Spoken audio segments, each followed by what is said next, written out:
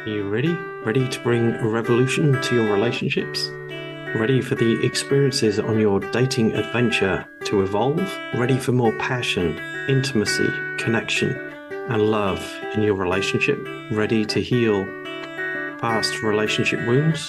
You're in the right place. I'm Alan, the love engineer, and this is the Relationship Revolutions podcast. In this series, you'll get guidance and tips from me, interviews from other relationship experts, insights from couples who already have a great relationship, and other mind-opening conversations. G'day and welcome to today's episode of Relationship Revolutions, where this week I'm joined by my guest, Girisha Andrea Steigler.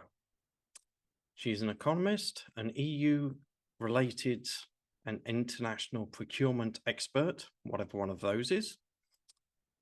She's an orgasm coach, trauma healing and grief recovery specialist, founder of the Empress-O method and the Conscious Woman Academy. She was featured on Yahoo's top 10 as the number 4 love coach across the world after Matthew Hussey in 2021. She's been invited as a special expert in the Hungarian and international summits and podcasts. She has her own video shows, Women to Women with No Taboos and Men to Women with No Taboos in Hungarian. So I'm looking forward to my conversation with Girisha, which is where we will go now.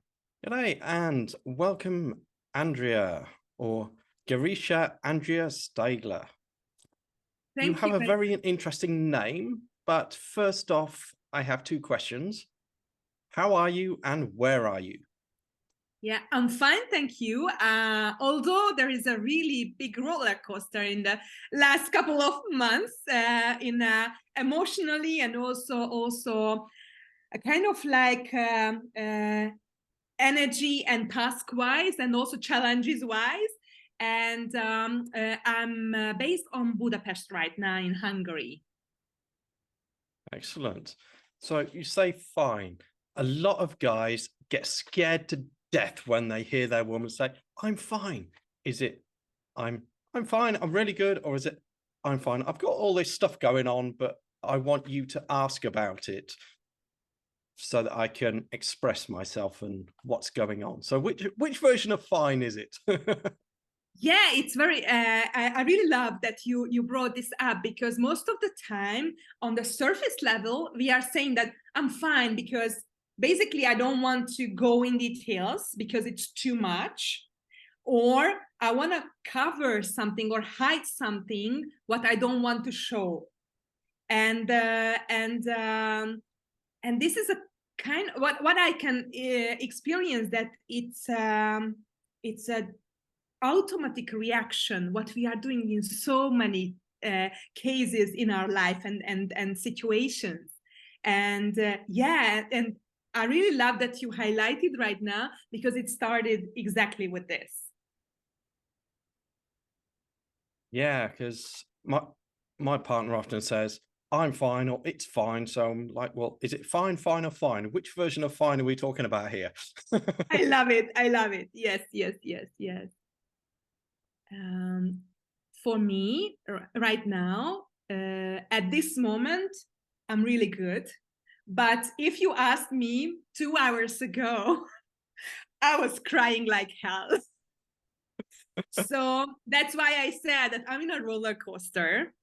And I think most of us, either we are allowing the current emotion state, or we are suppressing it. And we want to kind of like, I have to keep it, I have to be very strong at this moment because nobody could see what's going on inside of me. But I'm like, if something is inside of me, I immediately show, because I learn how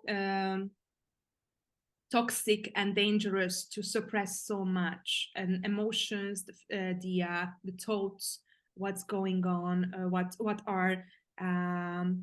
are worries, and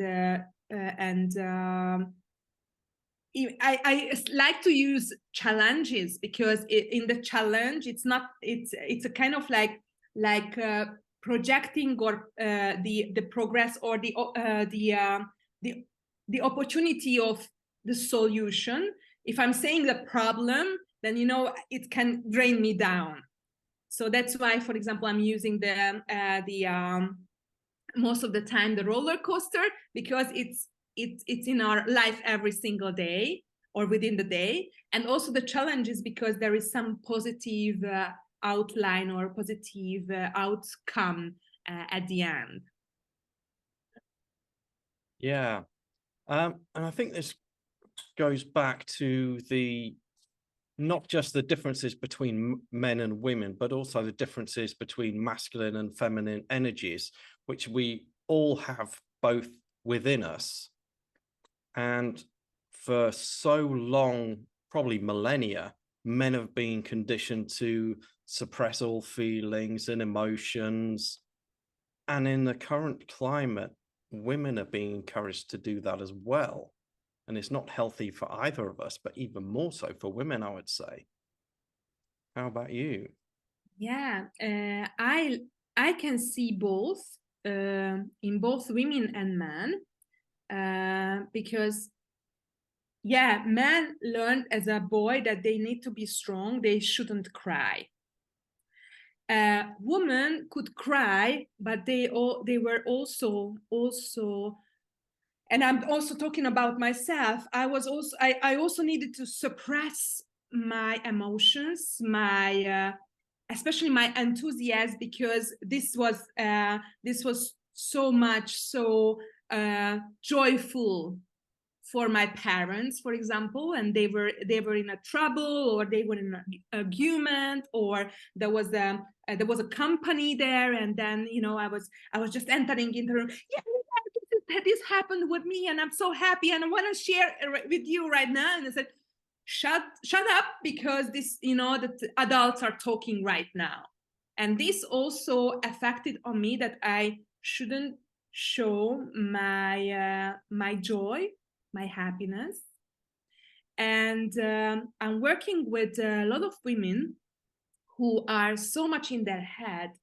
And there is a general saying that men are not showing their emotions because they suppressed it, but women, yes, because they are also hysteric, or they are making dramas. But what I experienced, that most of the women couldn't connect with their emotions either, because most of the time we needed to suppress it on a different way. And also what I can see, that men are trying to find the solutions inside, and when they have the solution for the problem or the challenge, then they summarize it, that yes, this happened, and then now I got it, and now I'm here. As women, we are what we are doing, we are talking about this, kind of like we are spreading out, through words, and trying to find the solution. So for example, for me, that's why I'm using the challenge, because with the expression of my situation, my problematic situation, then I'm looking for the solution. But most of the women are just use this with complaining, and not finding or not thinking about the solution, and repeating all the time, and using this for getting energy. I don't know whether, as a man, how you are experiencing this. Yeah, so I think you hit on something there when you say a lot of women are using these talking times, if you like, just to complain rather than find a solution. And I hear some women say that they repeat themselves over and over again because they don't feel heard. Yeah, this could be also, yes. Yes, and the situation what I just shared, as a girl, wanted to share my joy with my parents. and then they didn't want to hear it. And most of the time when I'm complaining and when I was heard, that they were there. And what I learned, that I need to share my negative related to negative types of situations. And this is the situation, this is the way how I can be heard.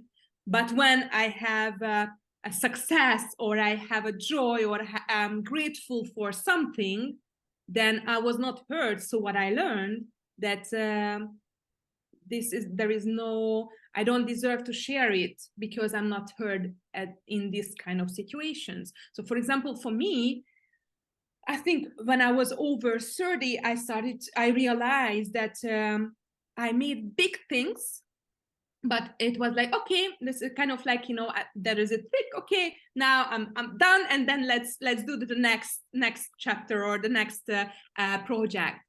And there was a turning point for me when I was in a big training, and everyone posted, that this was a big thing. And then instead of why it was, because we've done it, and then let's go to the next one.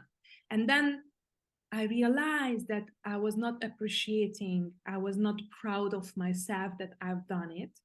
And this came from there, because I was always high expectations from my parents to be a good girl, to have to be a good student, and also did all the house chores at home. And if something was missing, or my grade was not, the highest one, we had the 5 was the highest one in my school. Then I was judged. I was punished. So I didn't get compliments. So I had to teach myself how to give compliments and receive compliments, and also give compliments to myself. And I can be proud of myself, everything what I've done. Yeah. Yeah, I think a lot of parents put pressure on children to achieve certain grades and things, where the grade is more important than the effort they just put in. Because we've got a child, well, somebody like me that's dyslexic, struggles academically. If it's all about the grade, I'm not enough. But if the effort and doing my best is rewarded, it's a totally different experience. And I think that's one of the things behind so many of the children these days having mental health issues like never before. Exactly. Yeah, and then it just came into my mind to just share, because I have also male clients, and I've heard, I don't know how many times from, and I think almost of all of them, that what I need, just a little compliment, just a little, that acknowledgement that I've done it. And as from my experience and my story, that I learned that never is enough. So focusing on always what is missing, and not appreciate what have done, what we have. And therefore, most of the time, the communication between the couples, within the couple, then this small, really, really small, but very important thing is missing. Not focusing on what we've done, what we've reached, how we can be together in happiness and love, but focusing on what is missing, what was done wrong, because I was thinking this is the only way it can be done, and my partner did in a different way, which could be maybe better. But as in my mind, and also I'm going back to my mind, that I'm in my mind, I realized or decided this is the only way that it could be done. And if someone is doing differently, then it's not good. And I can find, I can jump on that, and then I can go back to this complaining mode and the kind of like drama queen mode. Yeah, I think a lot of guys get scared from that drama queen mode, predominantly because it can feel as if it's a personal attack on us, as if we're not good enough or we're not doing it right and we're not man enough or whatever, however we try and justify it in our heads. But it's, from my understanding, is more about what's going on in her head and how she's expressing it in the moment. Exactly. Yes, yes. And there is also talking about femininity and masculinity, and you mentioned that in both of us there are both qualities. And what we learned as a woman since our childhood, that we cannot trust in men. There are bad boys. You are much stronger than men. You have to you have to work harder than men. So there is a lot of comparison, and also that basically that we cannot trust in them, because there is a kind of like, and then getting there with an enemy, and our feminine lineage, so our ancestors realized some negative aspects or hurts from maybe only one man, and they project to all men. And then what I've learned as a little girl, that the same, so, and I projected to men, and then I'm hearing every single day from women, there is no man out there. But what I realized, that until inside of me there is this projection that I cannot trust in men, so therefore I repeated this, and it's automatically it's coming. Whether there is an amazing man in front of me, I can see, because I feel, and in this really deep-rooted automatism will switch on, and also kind of like the red light is there, and I will project even he is a good man or a bad one. It doesn't matter, because inside of me it's working and it's repeated itself. And if we start to heal the male energy, and also this aspect, and these repeated mantras, what we heard for decades, and then we start to embrace this male energy, and also emerge and also connect with our feminine energy, which is and I can also talk about this how it changed in the during the time. But now, so I think the essence is my realization that until inside of me there is a fight between my feminine and masculine, then in my word, in my physical reality, will be shown the same. Yeah. Sometimes when I talk about the masculine logical side and the feminine emotional side, the way I talk about it is to imagine rowing a boat down the river. If you want to go in a straight line, you need both oars. But then rivers are never a straight line. So sometimes you're going to need that oar of logic, and other times you need that oar of feeling. And it's only when these two work together that you get to where you want to go. If you only use the masculine or only use the feminine, you just end up going around in circles and get nowhere. I love it.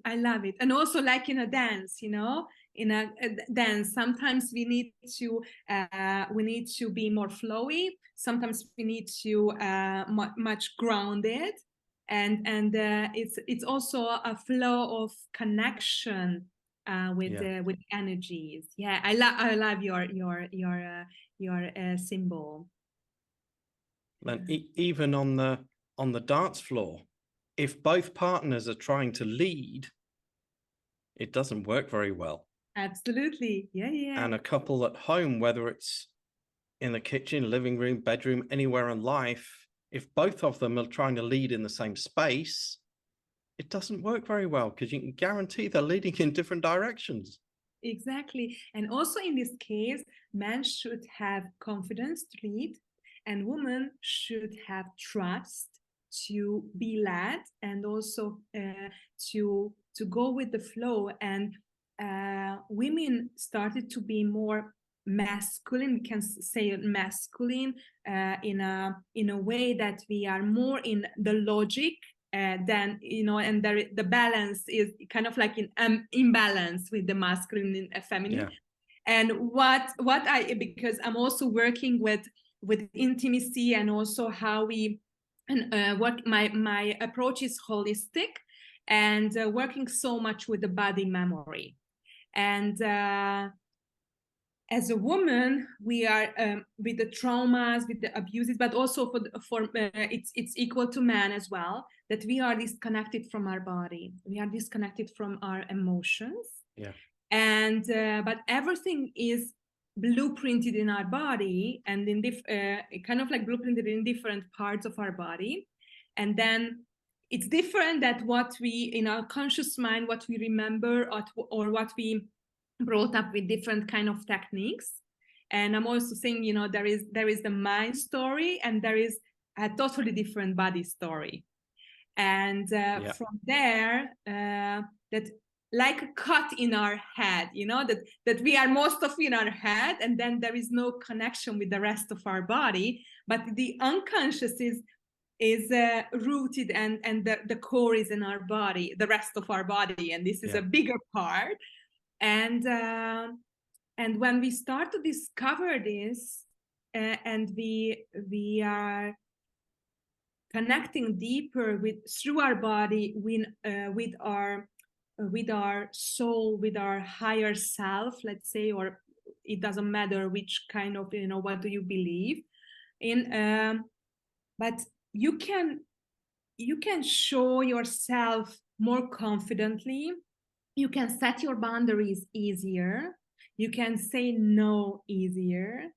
You can see the beauty, the gifts of life much more. And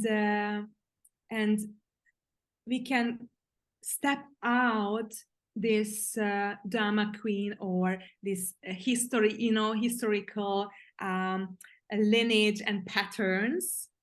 And what we need to be be more confident as a man to lead, and have more trust to follow and be in the flow, that I need to connect deeper with myself first, and learn who I am really, and not what I've learned, what I've taught, what kind of patterns I inherited. And I think this is the key, to work on ourselves, to discover ourselves deeper. Because in a relationship, the most important thing is to have deeper and deeper intimacy in a beautiful way of the intimacy is that I can show fully myself in front of you. There is nothing to hide. And why I hiding? Because I protect myself, because I'm scared to be hurt again. And this is what I'm projecting to you. Yeah. And I think that's the same on both sides, because men are fearful of getting hurt, and the way they try and protect themselves a lot of the time, if they've been hurt badly, is through trying to control the situation instead of let things go with the flow. And to me, it's like the man is, if he's healthy, got healthy masculine male energy within him, he's standing on the ground, and his girlfriend's like a kite that just moves with the wind, and she flows up, she flows down, and he doesn't need to do anything. There's that little string between them, so if it looks like she's going to crash down to earth, and he can just tweak the string, up she goes back again. He doesn't need to control anything. He just needs to be present in that moment, instead of having his head way off in the past when his first girlfriend dumped him, or whatever it may be. Exactly. Yeah, I love this also.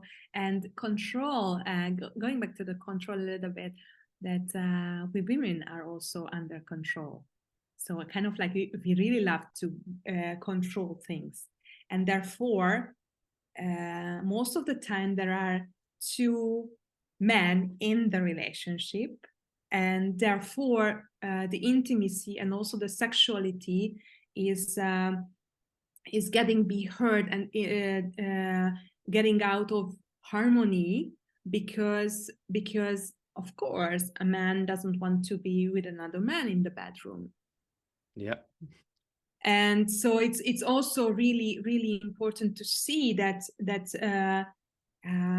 our roles and energies, that's why I can see much more women in the different kind of therapies, because during the last centuries we started to change the traditional roles, and we took much more on our shoulders. And what I can see that we cannot go back to the traditional roles what we had 1,000 years ago. We need to find and we need to redefine ourselves in this modern society and find the balance for, as I said, first inside of me, to kind of like make peace instead of fight between my female and male energies, and connecting in a beautiful and pure way, and peeling off these old patterns and recreate or create something brand new, because it was not done, it was not created before. So we need to find out. And as we are so special and very individual, so therefore we need to find ourselves, and then there is no kind of like boxes what you can choose, that okay, this is what I want. So all we need to find our own special way and unique way to create, and play with the roles, because this could be more playful. That's not like we are adults and we need to be very strict and very very how can I say we need to take it serious. So our life could be much more playful and loving if we are not taking so serious. Because I think what comes up for me when you say we can't go back to the ways of the past, up until probably around the 1960s, the men were predominantly the providers. They go out to work, and the wife stayed home, looked after the kids. The man would suppress his feminine side, not really connect to any emotion at all. Occasionally, a bit of anger would be socially acceptable at times. And women would suppress their masculine side and not go for any goals and things, even though the things she wants to do. And then the pendulum swings the other way, where women become more masculine and men become more feminine. They've got to be the nice guy and all this stuff. And then it's got to swing back somewhere into the middle, which I think is where we are now. But within that relationship, if we come from a place of I'm 50% masculine and 50% feminine, my other half is as well, then there's no polarity, there's no attraction. So for me, it needs to be more of a 70%, 30% thing, because as a man, I need that 30% connection to my feminine energy. Firstly, because without it, I have no connection to compassion, no connection to empathy, no connection to love or anything like that. And then she needs that 30% connection to her masculine energy for that flight or flight, and also to pursue those things that she wants to do that could be more masculine. And there's nothing wrong with that. But then you've got that balance between the two, that polarity, and it brings a magical connection within the couple. Yes, I love it. Yeah, yeah. And this is the how we can create this. First, we need to find ourselves, and then why we are Yes. choosing that partner, because deep inside we really want to heal our wounds, our partnership wounds, our femininity, masculinity wounds, and also the connections, and always the partner or any kind of I can say any kind of relationship,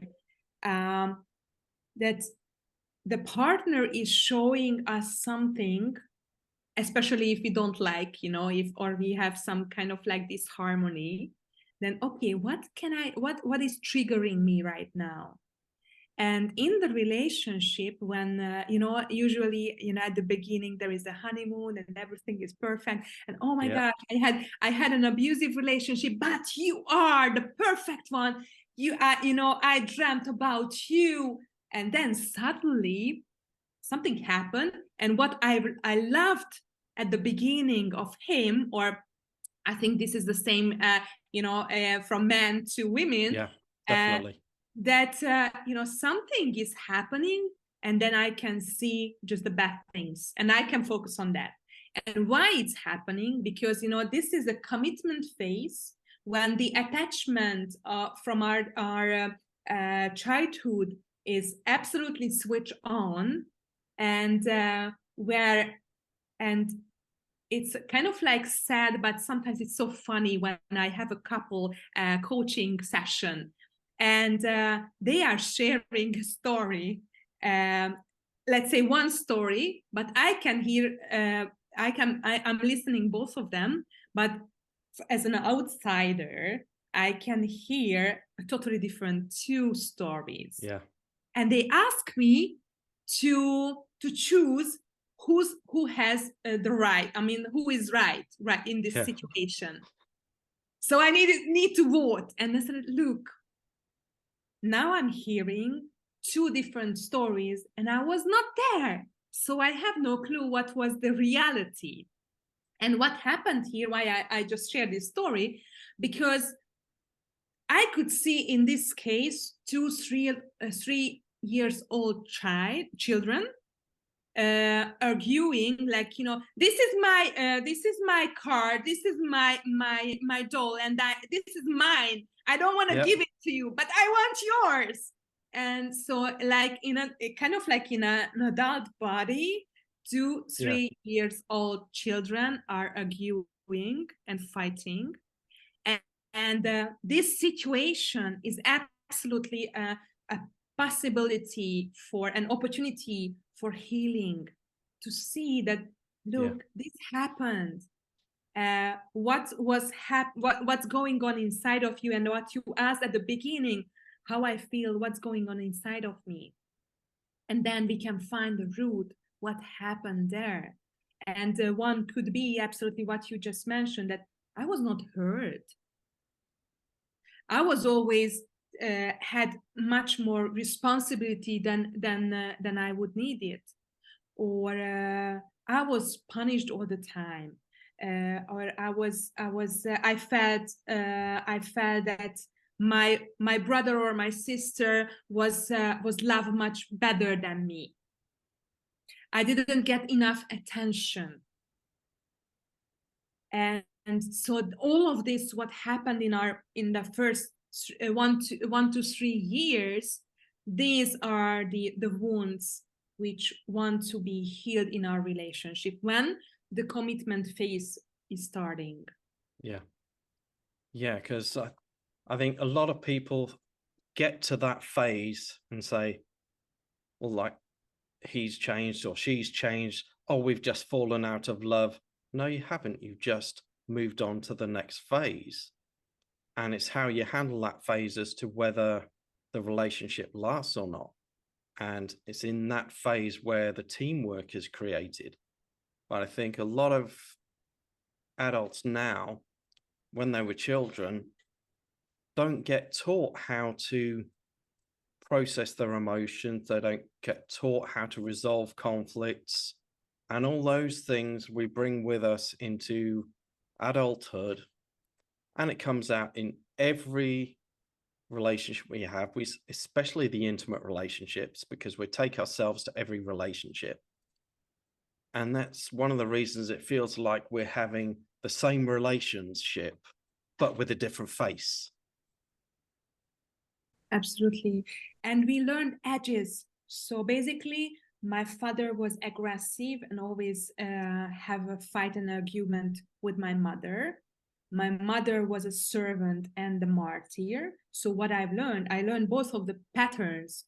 An aggressive one that, you know, I have the power, I have the control, what you said, and the other one that, okay, I'm a good girl and I'm doing what you said because I'm scared from you. And so these edges, and then we are we are looking for the harmony. We are looking for something which is balanced, centered, and loving. Yeah. And most of the time, this is, you know, that this is a power game for love, for attention, for being heard.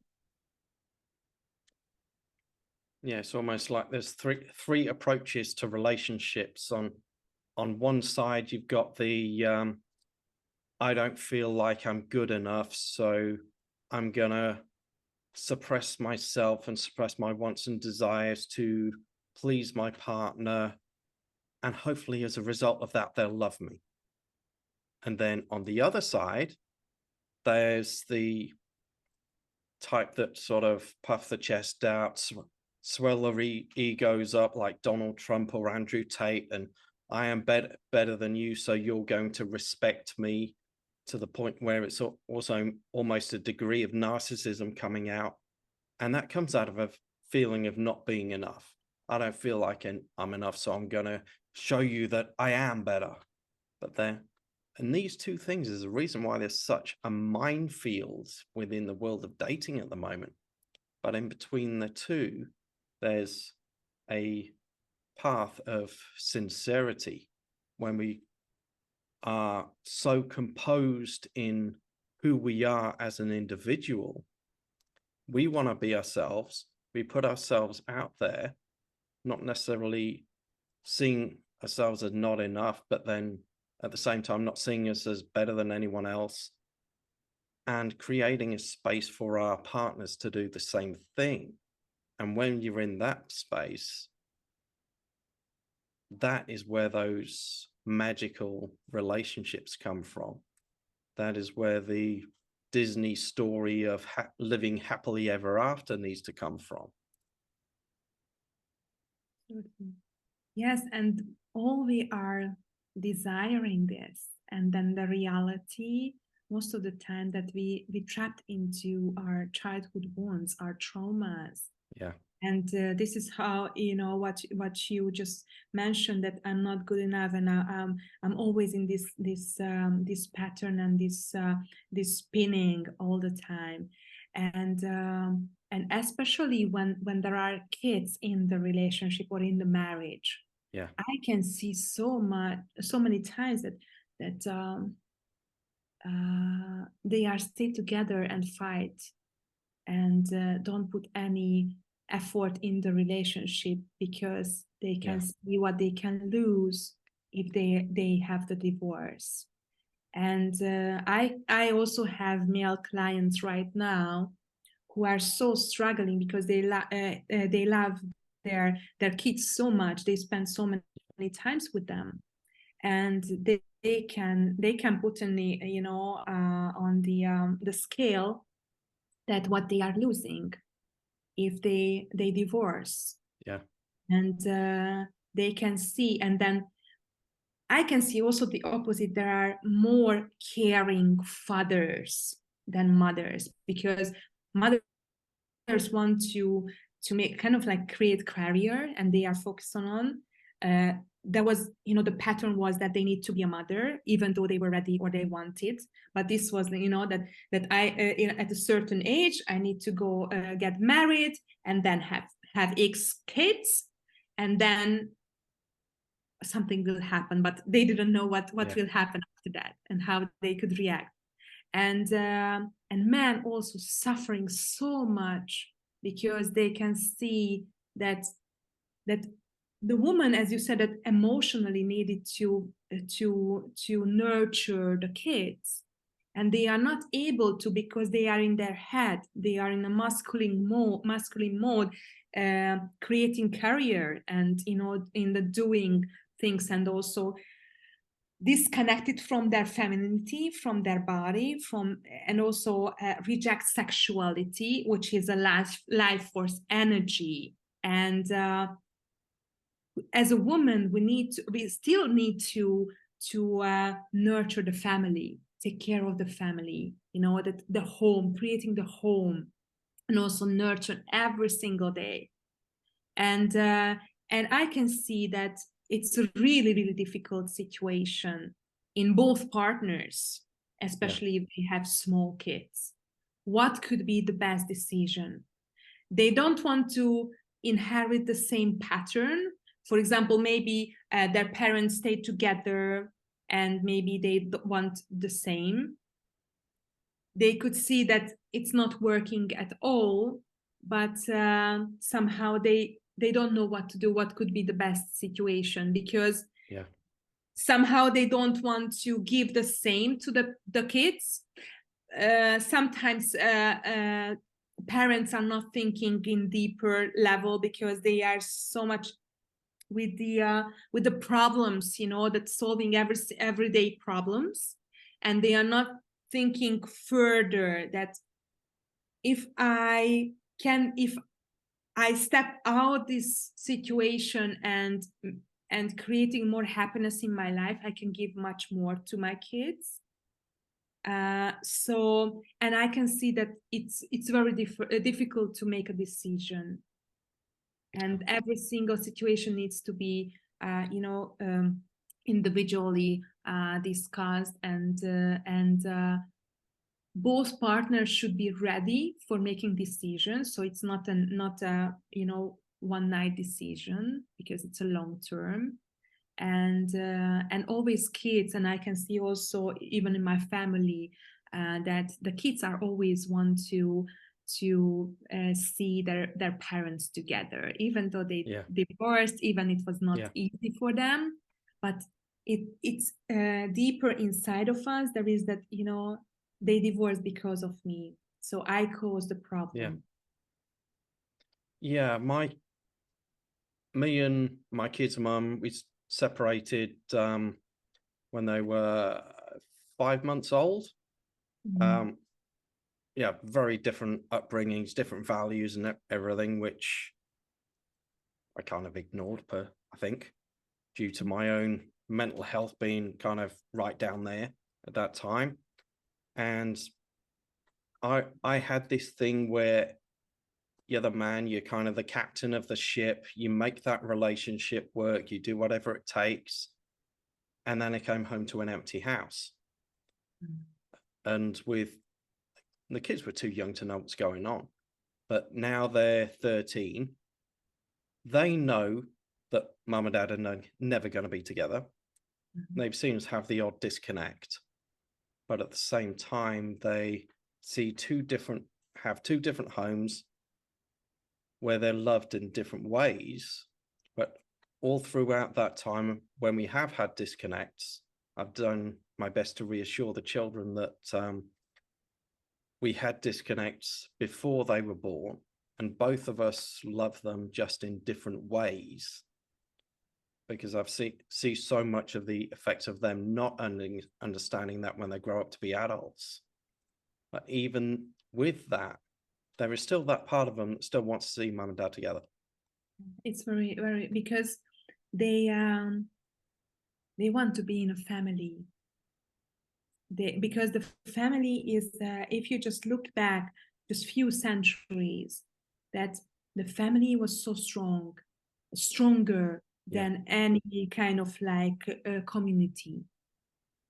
And you just mentioned that your kids were 5 months old, and during the pregnancy and after giving birth, I can see day by day that how women cannot be prepared for this new role, because it's not just that they become mother, but also the relationship with their partner is completely changed. Their femininity is completely changed. And what is the biggest mistake at this stage, both in the pregnancy period or in the first year, let's say, after giving birth, that they started to focus on mainly for the motherhood. They forget about their femininity, that they are a woman.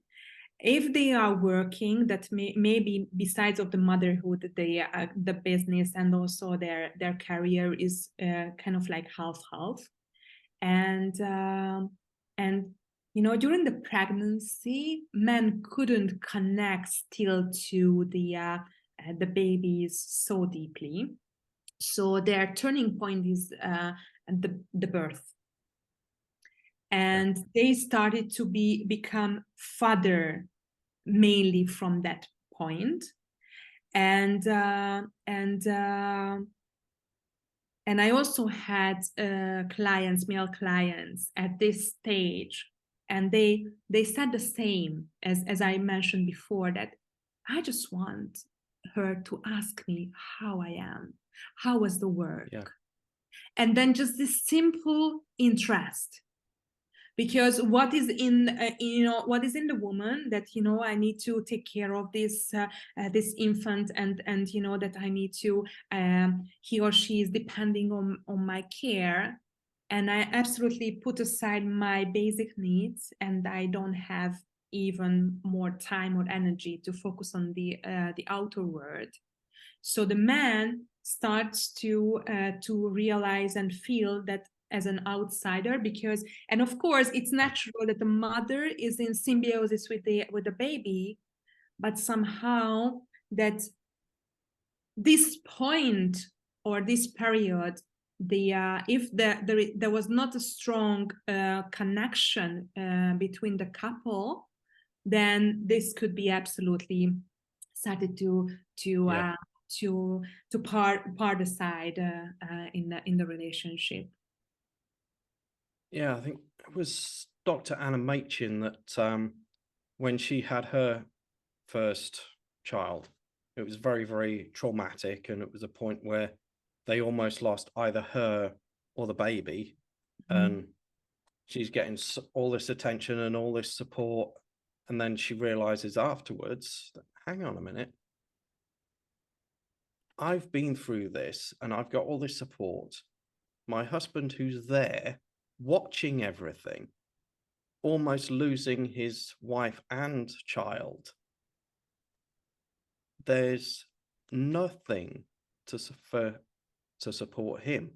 So she decided to do some research into what the effects of childbirth had on men. And firstly, there's no support at all. And secondly, the testosterone within the man drops by at least a third. And that's evolutionary, so that he does stick around to help raise that child. And as you say, a lot of the time he's pushed out. It's almost like, I've got my kids, I can have my need for certainty and variety met through them. My loving connection is met through them. My significance is met through them. I get a sense of contribution through them. I get a sense of growth through them. What do I need him for? Yeah, exactly. And this happened also in my family. My brother, his wife was not ready for giving birth. She was not prepared at all, even though I could support her, but she was not ready to receive. And the similar situation happened, and he was witnessing all of this and feeling that I'm losing my love. And for 3 years, he was not able to connect fully with his daughter. And he was like in a money-making machine, because he couldn't emotionally or sometimes physically connect with his daughter. Yeah. And this was a big, a trauma for all of them.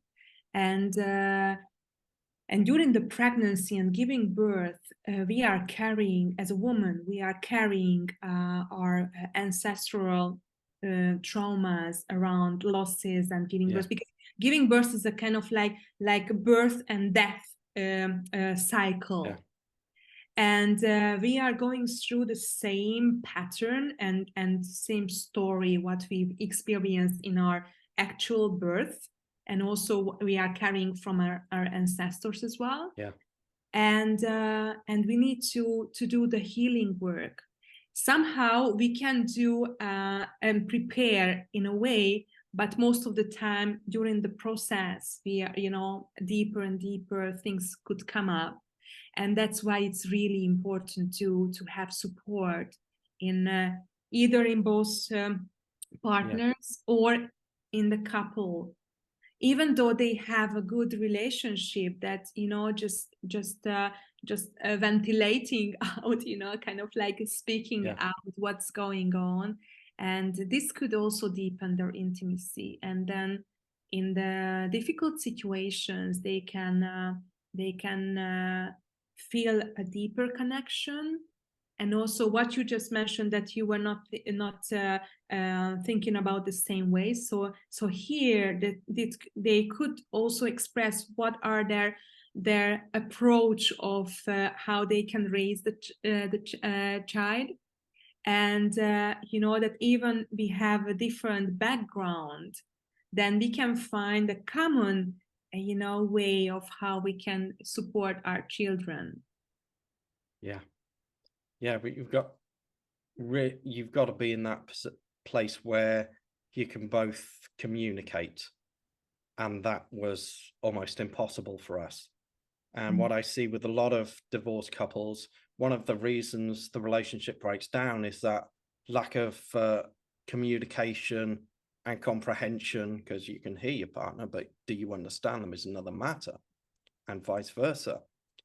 And then you get divorced. And as Jordan Peterson says, if you've got children, you can't really get divorced because of the children. Exactly. And then the communication gets even harder because you're not together, and potentially you've got friends on either side saying, well, she's the problem or he's the problem. And then the solicitors get involved and say, oh, we can get so much off your ex, and their solicitors saying the same thing, both trying to get the best result for their individual client. And it just gets so much more messy. But it all comes down to the fact that when we're younger, we're taught to read, write, and talk, maybe listen a little bit, but we're not taught how to communicate.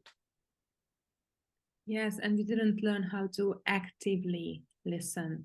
And really what you said, that understanding what's going on in the other, our partner, and what you just started, that, you know, I'm fine. What does it mean that I'm fine? What is really, you know, what does the really mean of I'm fine?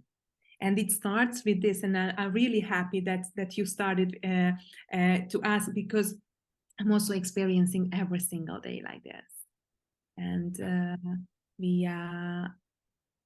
and I'm also playing with my clients that when we are going in a process, and I'm asking them, how do you feel? How did you feel in this moment? And how do you feel in your body? And they don't have a vocabulary. Just I'm fine, I'm good, I'm bad. It's painful. And there is no kind of like shadows or kind of like different flavors of the emotions. And this is what I'm also teaching them, that you know, tasting, that, you know, that what kind of good is this, what maybe if you don't have the vocabulary, but maybe you can connect with something. And then in this case you can deeper connecting with the emotions, and not just saying from head that I'm fine, or it's good, or it's bad. For a man, you don't, apart from maybe Ross on Friends, men generally don't say, oh, I'm fine. They'll say, yeah, I'm okay. because that emotional roller coaster of the ups and downs, you have the peak of the excitement and whatever, and the trough of anger and frustration, depression. And between there's a whole range of, I'm okay. Because I have so many experiences of being judged or criticized just for having a feeling. Plus some guys sort of listen to what they hear in the media and whatever else, saying guys should talk more. Women are saying, we want you to express yourselves. And then when they do, their woman can't handle it because she doesn't know how to deal with that. And it kills the relationship. Yeah. So then men are even more fearful about expressing themselves within the relationship. Yes, and also that I'm going back to the active listening because it's a kind of like, you know, that we are meeting, and this is the how are you? This is the kind of like automatic question, and then automatically we are answering and feeling that with the feeling that you don't care who you know how I am, because it's you know that it's in a normal conversation or a daily conversation or informal conversation, and we are running, we are so busy, and basically I'm asking because this is what I learned, I need to ask it, but basically I don't care how are you. And when I'm also sometimes I'm catching up with my clients, and then I also get some feedback that you know, that they are writing down because they are feeling that they can share something, or exactly asking what you did at the beginning, that showing that I remember what happened last time, even it was 1 year ago that they said something. Then, oh, what's happening with that, or how it's progressing with this, and they surprised that I remember, and whether I'm really interested in how they are doing, and sometimes I was asked, you know, there's one client that, how do you remember all of this? And I said, because I'm fully present with you when I'm here. Even something is happened right after our call, there was a very urgent call for me, but you know, I switched, I'm here and I'm listening to you, and I'm focusing on our conversation, and everything, you know, the outer world is switched off right now. And because it's very important for me that I give full attention for this moment. And this is what is also missing in the relationships. And of course, this is also need to be learned, because we were not taught about that. Yeah, and I think one of the things I talk to the guys I work with about when they want their women to be sort of more submissive or more surrendering and more feminine, more nurturing. I said, well, you can't control her, but what you can control is how you show up. And above all, she needs to feel safe, she needs to feel seen, and she needs to feel special. Providing you provide that, you've got more chance of that being in that feminine place. But it's a two-way street. He can provide that, but she's also got to be willing to go to that place within herself. And if she's not grown up with a healthy masculine role model when she was younger, it's going to scare the heck out of her. Yes, and also what I'm also teaching around orgasm, that you know, we are not doing that, we are allowing, we are surrendering. And what do we need for surrendering? We need to be relaxed. If we are in our head, then we are stuck in our head, we cannot be surrendered, we cannot be relaxed. And what do we need for being relaxed? To feel safe in the space, you know, the physical space where we are, to feel safe in our body. And if I'm disconnected and stuck in my head, I cannot feel safe in my body. And also the third one, I need to feel safe with my partner. And for example, if we had an argument and after we have an intimate connection and have sex, I'm not sure that for a long term, maybe at that moment, the kind of like stress release, it's really good. But for a long term, it couldn't be healthy. Yeah. And also the other thing, that if I'm using sex for stress release, then it's a kind of like toxic connection. And all of this, as a woman, I'm just kind of like, I'm so open and receptive for all of this. So I'm carrying all the stress and then I'm suppressing in my body. So from different angles, it's absolutely toxic if I'm not fully embracing and enjoying the intimate moments with my partner, and not just in the bedroom, because intimacy is much deeper than just have sex in the bedroom. It can be also that I'm listening to you, I'm here with you, I'm hearing you, Yeah. I can see you, I see you, and I'm hearing your needs, and I can express my needs and it will be heard. Would you agree with the saying that you can only be as intimate with your partner as to the depth that you've been intimate with yourself? Yes, absolutely. So intimacy is starting with ourselves first. Yeah. And I think both men and women are running away from one hurt and abusive relationship to another one, and not letting themselves time and space to heal it. Yeah. And peel all of these baggages, what they are carrying and what they could learn from the previous relationship. And also that if I'm scared to be alone, this also kind of like early childhood trauma.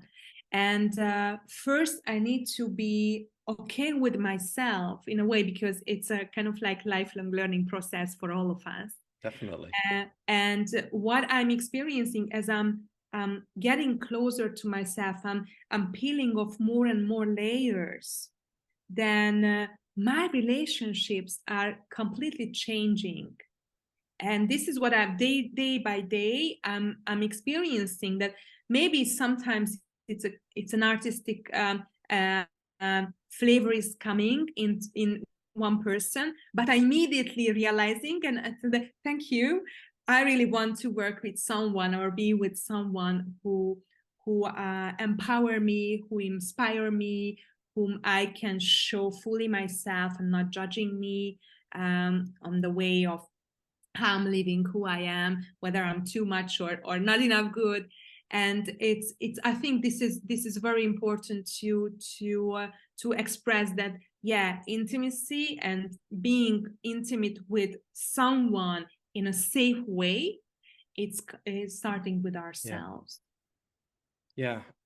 And I speak to a lot of people who are nervous about coming to see a coach or a therapist, somebody like you or me, because they're fearful of opening up. But I think one of the advantages of doing that with someone like us first is that we're not emotionally attached to each other.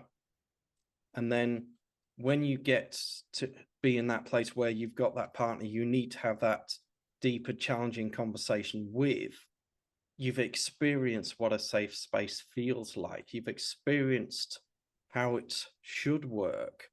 And then for me, I think it makes that whole process so much easier. Absolutely, I fully agree.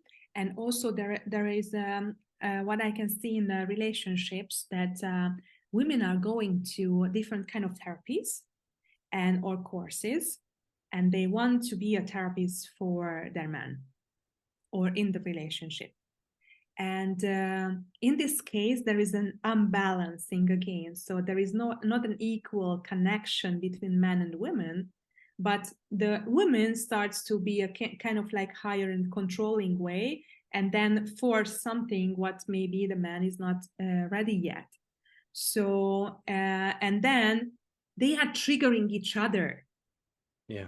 What we were talking about. So in this space, and then also the aim is that we are triggering and we are showing the triggers from our childhood, and then luckily not at the same time each other. So sorry, for example, I'm triggering your childhood wound, and at this moment I can see that I triggered you, and I can be in a mature way supporting you and asking, what do you need? I can see that this is happening with you. Do you want to talk about this, or you need space and time for that? Yeah. How can I support you? But if I'm staying in a kind of like triggered mode, and then I'm also in a 3 years old child, then it won't be solved. It kind of like it's just getting bigger and bigger trigger baggage.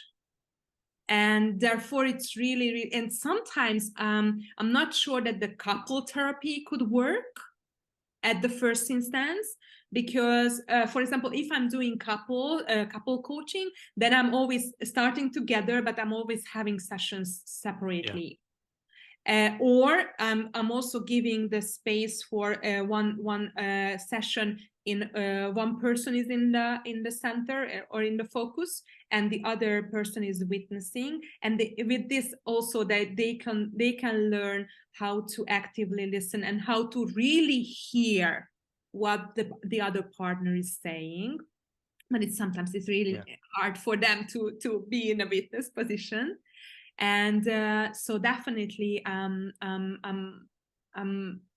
encouraging everyone to find someone who you trust. It can be also a friend, it can be a specialist, but I also have not only one coach and therapist, because I'm blind for my wounds and my traumas. I also need help. And I think that the best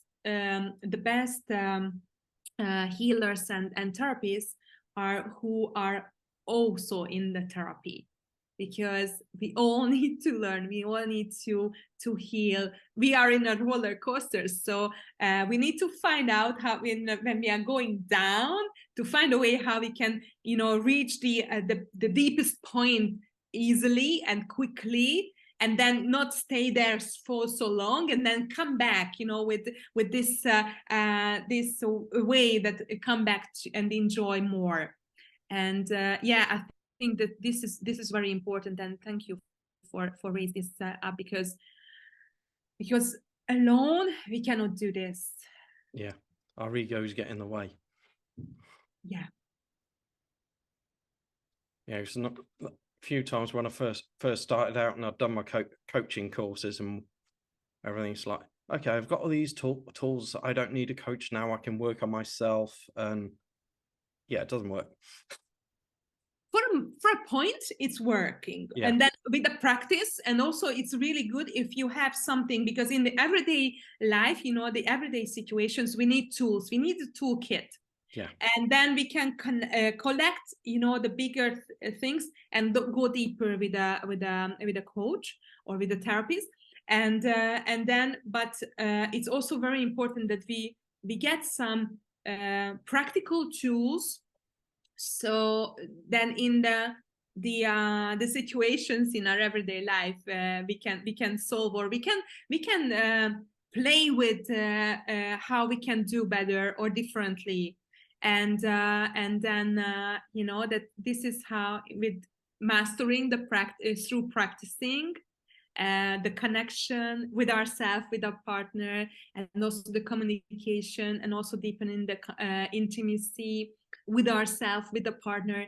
So it's like so many things, so many angles. And if someone is just from the listeners, you are feeling that it's like you're stuck so much and you don't know where to start, it doesn't matter.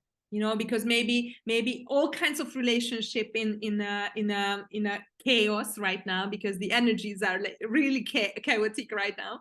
Then it doesn't matter. When you start in one point, then it will affect on all kinds of relationships, and there are different layers. So it's easy, it's good. Usually I'm breaking from different angles, and somehow there is an amazing turning point and breakthrough. And sometimes it's not seen immediately, but every single steps what you've done, it's cumulated, and it's exponentially added to the changes and the transformation. Yeah, so those magical moments when that client gets that breakthrough, and it's something that they've been challenged by for many years, you see their eyes just light up. Yeah. Oh shit, it was me all along. I could have changed this in the past, but now I get it. It's magical moments.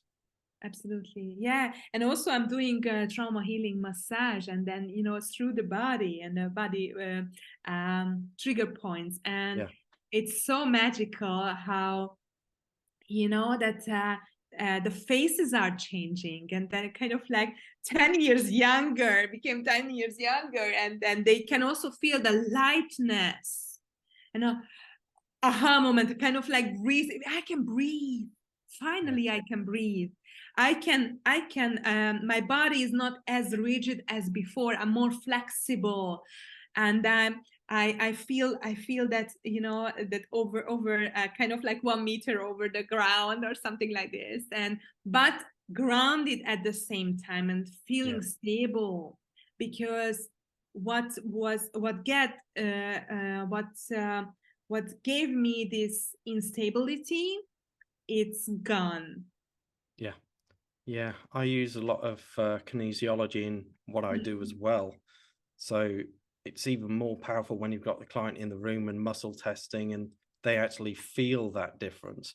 But even doing it remotely over Zoom with a pendulum, you still get incredible results. Like the first time I received it, I was looking at the feeling of like I didn't matter in relationships. Now, for years, I've been thinking, well, what's wrong with me? Why do I feel this way? I shouldn't feel this way, and all that kind of stuff. What we found was that went back 6 generations to a girl on my dad's side of the family who got pregnant at 14. And back in the 1800s, that was not a good thing. So she had the baby taken off her against her wishes. Like, I don't matter. And that's been in the family ever since. And that's how, it's in rooted and blueprinted in our body. In our body cells memory. And I feel this magical what's going on in the world right now, that how many tools and techniques are available, what was not for our parents time. And also it's we mentioned that what we are working on ourselves, then it will affect also our children. But I also experience with my parents. So every single time when I was working, with my relationship with my parents or my childhood wounds and traumas, it was very funny. But especially when it was an intensive retreat, then immediately affected physically on my parents. And it was very interesting that how, and that's my message would be for, it doesn't matter how years old you are right now, that it's never too late to start to change. Because my father died 3.5 years ago, and he was very abusive. And my mother was a martyr. So this is what I've learned. And I was working so much, so almost 20 years on my own healing journey. And they changed so much, but still there was. And 3 months after my father passed away, my mother almost followed him, because she couldn't imagine a life without abuse, because over 70 years she was living like this, and plus the generational patterns. And it was a really, really hard moment for me, because it was three times within 1 week. She was really, really close. And I'm also doing grief therapy. So I'm looking at the grief in different perspective. And I also had few near-death experiences. So it's a kind of like I connecting with death in a little bit different way than how I raised in a Christian family. So I had to, ask my mother whether, do you want to follow my father? Do you really want to die right now? She said, no, I want to live consciously. So it was a conscious level of answer, but unconsciously, which was fully in this embodied 70 years, was she couldn't imagine that it could be a life without abuse, because there was nobody else in the family who could abuse her. And years later, she started to open up much more for the healing. So we did a lot of healing work together. And sometimes she asked appointment from me because I was very busy and I want to work on this.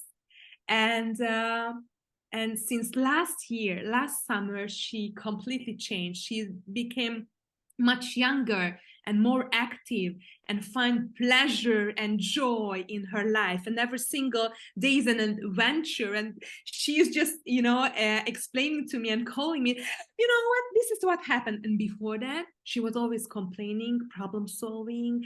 She was always kind of like scared.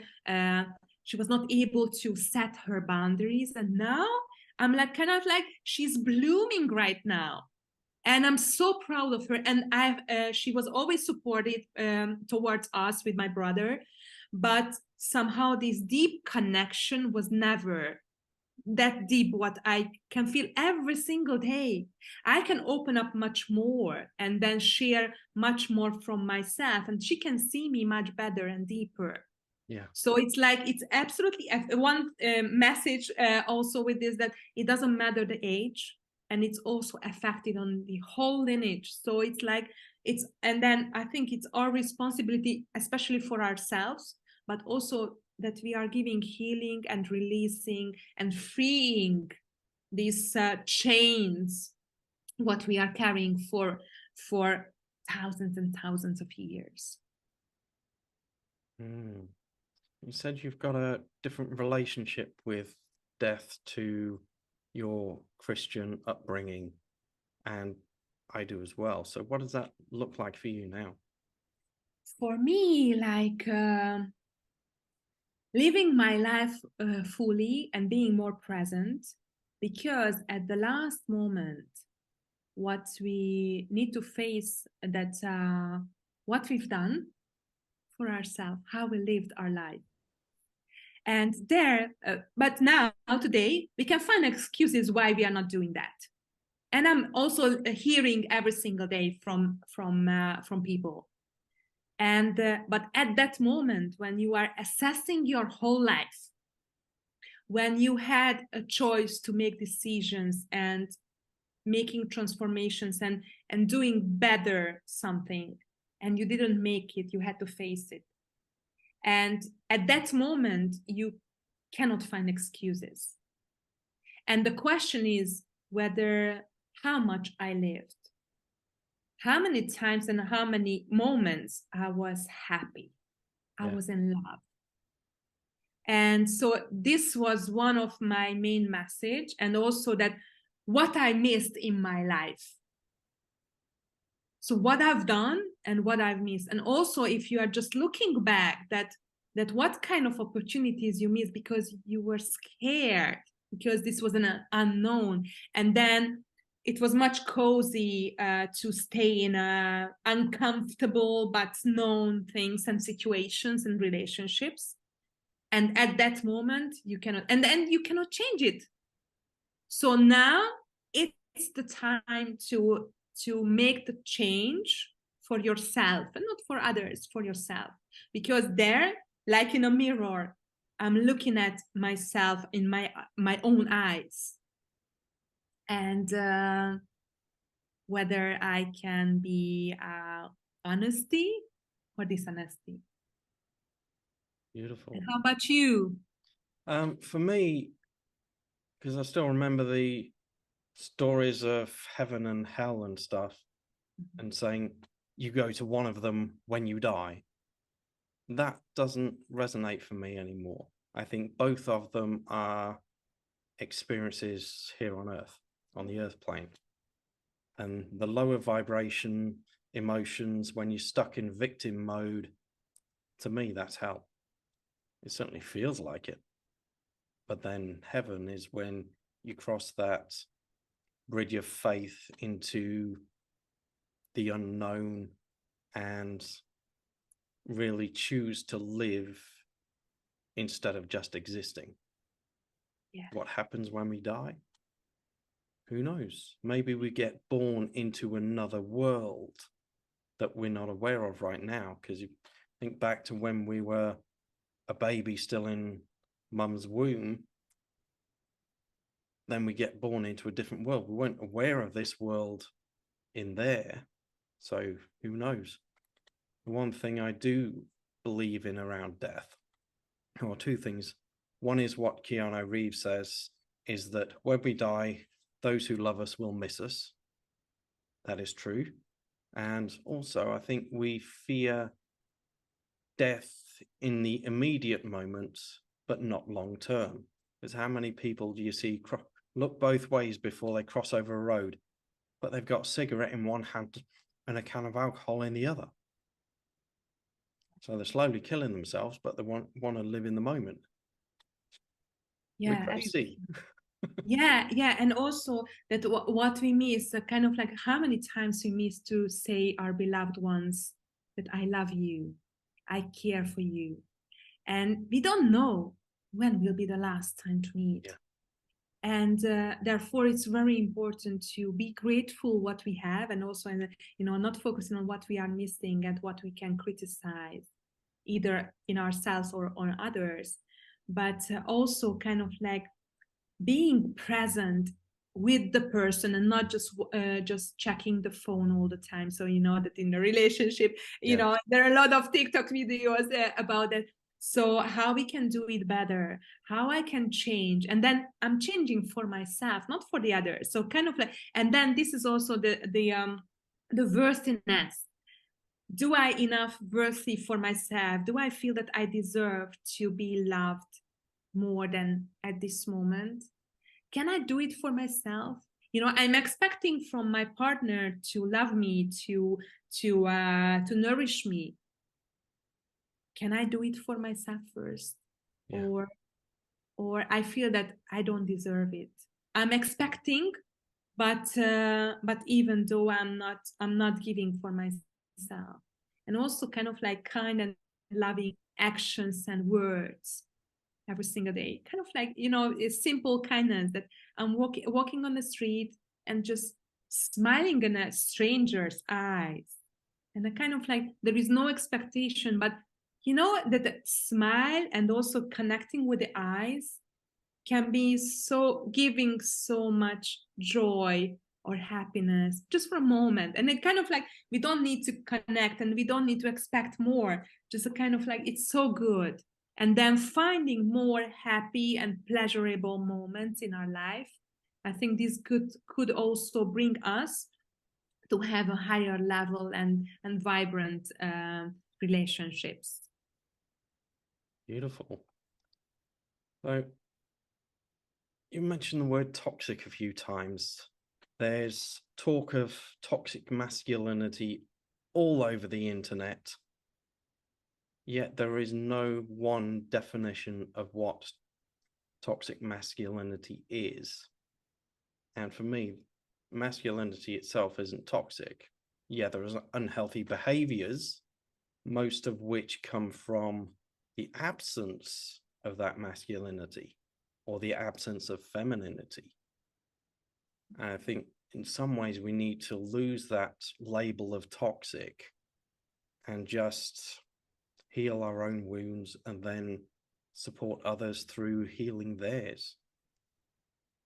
Yes, and also not just the masculinity could be toxical, but also the femininity, as you mentioned. So, and also that we are, the toxicity is about that we have wounds, we have traumas that we are carrying. And therefore, we cannot be fully ourselves. We want to show something, and that we don't need to go to the social media, showing something that my life is perfect, right? And then my real life is totally different. It's a kind of like or that everything is the opposite than perfect. And this could be also that the fight inside of me every single day, that I need to show something different what I am. And but also in the masculinity and femininity, it's both, we are carrying basically the same wounds, but behaving differently or reacting a little bit differently. And the other aspect of this fight, that this is what I know, and I want to be better, be different, or I want to have a harmony. I desire something what I feel that I never could get it. And so I think the toxic could be that from this inner fight, as you said, that the pure masculinity or femininity is missing. The harmony between the two qualities are missing. And all of these abuse, trauma, losses, everything, what we are carrying in our family, in our collective, in our also I can see the national, because I lived so many countries. So in the national collective, we are carrying all of this. And that's how I feel that the holistic approach is the most kind of like bringing the most success and transformation, because we need to also, from different angles and all levels, we need to see also from mind, spirit, body, emotions, and that's why it's a lifelong learning and lifelong process, because every single moment it can be something new, can be unfold. And if we are looking at not just the duty, but as an adventure, as a journey, and I can not just focusing on the goal, but finding the nice moments on the journey, then it can be much easier to live our life in a different way. Even the not so nice moments, they're still a gift in some way, shape, or form. It's just the wrapping paper is absolutely atrocious, but then we throw the wrapping away anyway. You got to be prepared to just open it up a little bit and find the gift inside. And for me also, if I'm facing a challenge, or if I have an argument or disappointment in some situations, then I'm okay, this is an opportunity for me to heal something new, kind of like looking. And of course I'm angry, I'm sad, I'm disappointed, and I feel being ignored or not loved. But at the same time, as a witness, I can say, okay, this is an opportunity. Just look at deeper, and then we can transform something. Yeah, definitely. So coming up to about the time to finish. So how can anyone listening who may want to reach out to you get hold of you? What's your preferred way of contact? Yeah, you can find me on social media, Girisha Andrea, and so you can see what I'm always offering different mini courses, or I have a lot of videos, content in all social media. And I also have a freebie, because we were talking about, how we can feel safe, and safety is one of the key things, I think, what we can create and what we lost somehow, or sometimes we haven't experienced in our physical reality. Yeah. So I have a video series about how you can feel safe again. And I would like to also offer a 30-minute complimentary calls for our listeners. If you have any questions, if you have any situation, so for within this 30 minutes we can do a mini coaching session. So if you have one particular question, that we can go deep in a short process, and then that you can see the next step in the situation. So this is what I would like to offer. Final question. As this podcast is called Relationship Revolutions, if there was one thing that you believe would bring a revolution to the world of dating and relationships, what would it be? It's a really good question. I think just summarizing what I also shared from different angles, that deepen your connection with yourself, which brings you more joy and deeper connection with others. And this makes your life more pleasureful and full with love. Excellent. Love it. Thank you very much for joining me on here. And we will no doubt see each other in the online space in the near future. Yeah, thank you very much. And I'm looking forward to connect with our listeners on the different platforms. Thank you for listening. And if you haven't already, please leave me a review on your preferred podcast platform.